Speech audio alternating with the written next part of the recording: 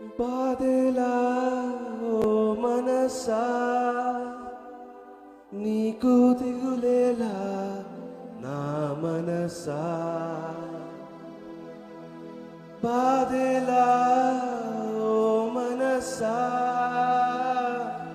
నీకు దిగులేలా నా మనసా.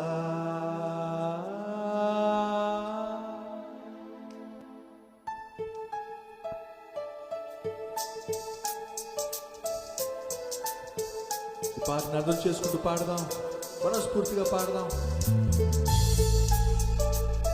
ప్రభుతో మాట్లాడుతూ పాడదాం.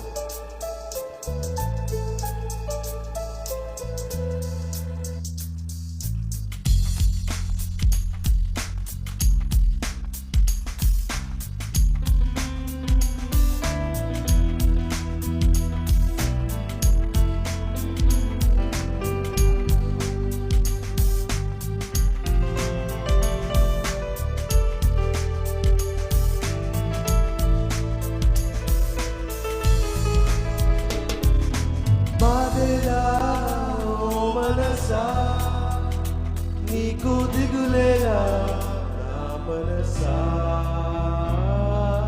బాధెలా ఓ మనసా,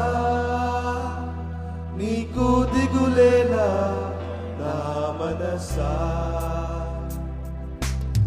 కల్వరి కొండలో కరిగిన క్రీస్తు ఉండగా,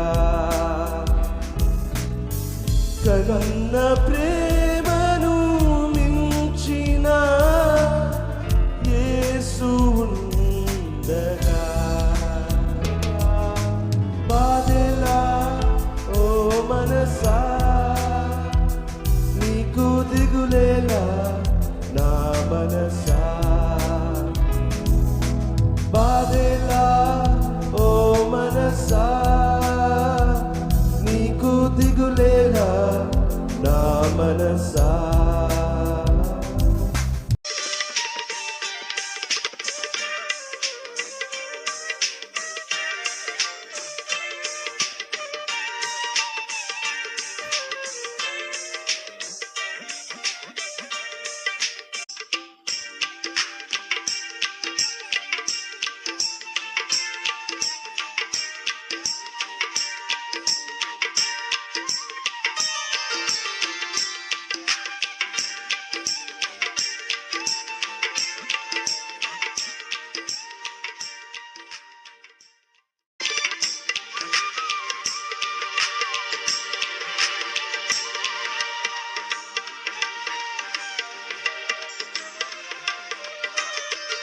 దేవుని సందులో ఆ ప్రార్థన చేస్తే ఎంత బాగుంటుంది. ఏ ప్రార్థన చెప్పండి?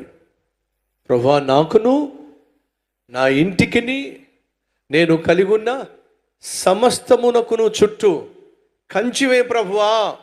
ప్రార్థన చేస్తే ఆశీర్వాదమా కాదా? ఆశీర్వాదం అన్న వాళ్ళు చూపిస్తారా? ఎప్పుడు ప్రార్థన చేద్దాం? ఉపవాస ప్రార్థనకు వస్తున్నాం కదండి, వారానికి ఒకసారి. కానీ యోబు వారానికి ఒక్కసారి ప్రార్థన చేయలే. అర్థం చేసుకోండి. ఎప్పుడు చేశాడు? అరుణోదయమున లేచి. ఒకసారా రెండుసార్లా? ఇలాగున చేయుచూ ఉండెనో. మార్కు సువార్త 1వ అధ్యాయము 35వ వచనంలో, ఇంకనూ చీకటిగా ఉండగానే, ఏమిటట?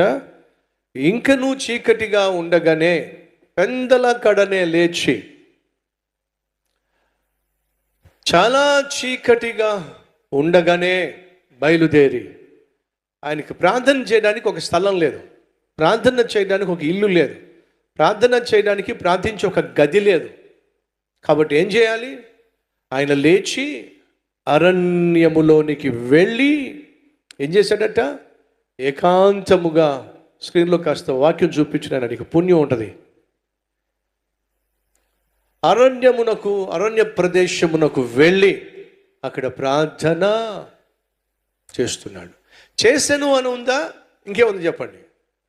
చేయుచుండెను అంటే అర్థం ఏమిటి? నూటికో కోటికో ఒకసారి చేసేసి మానేసిన వాడు కాదు ప్రభు అయిన యేసుక్రీస్తు. ప్రతి దినము చేశాడు. అలా ఆ విధంగా ప్రతి దినము చేయటం యేసయ్యకు ఒక అలవాటు.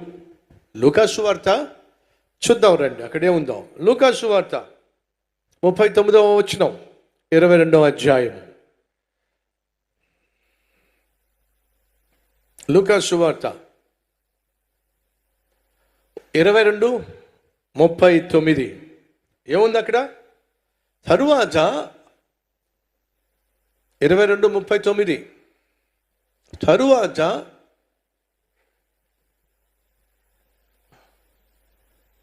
ఆయన బయలుదేరి, ఆయన ఒక వాడుక అంటే అలవాటు. చూడండి ఏముందో. తరువాత ఆయన బయలుదేరి తన వాడుక చొప్పున ఒలీవల కొండకు వెళ్ళగా. ఒలీవ కొండకు వెళ్ళడం యేసుక్రీస్తుకు ఏమిటట? అలవాటు. 37వ వచనము, 21వ అధ్యాయం. అక్కడే ఉంది చూడండి పైన. 21వ అధ్యాయం 37వ వచనం. ఆయన ప్రతి దినము పగటి అందు దేవాలయములో బోధించుచు రాత్రి వేళ ఒలీవల కొండకు వెళ్ళుచు కాలము గడుపుచు ఉండెను. ప్రతిరోజు వాక్యం బోధించాలి. సాయంత్రం అయ్యేసరికి ఒలీవ కొండకు వెళ్ళిపోవాలి. ఎందుకంటే ఆయనకు ఒక ఇల్లు లేదు కాబట్టి ఆ ఒలీవ కొండకు వెళ్ళి ఆ కొండ మీదే నివసించేవాడు. అది ఆయనకి అలవాటు.